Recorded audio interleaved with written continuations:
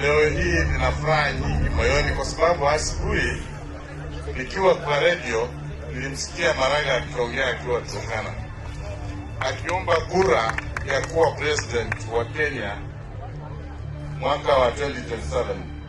Maraga nakujua, you are my namesake. I'm also called David Wekesa by names.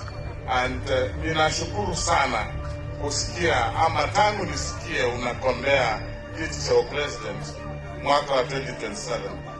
Nimekutamania hicho kiti na nakuombea kwa Mola awaye yote anayesikia maombi ya wanyonge kabisa, yale uliyatenda ukiwa jaji mkuu Kenya hii.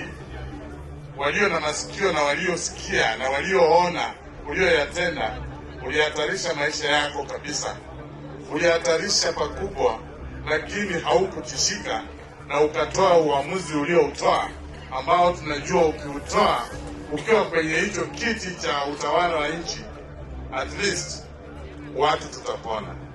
Tunakuombea Mungu akujalie siku na wakati huo ufike, wewe uonekane katika hicho kiti na utawala nchi. Haki sawa, tunalijenga taifa kuwa bora.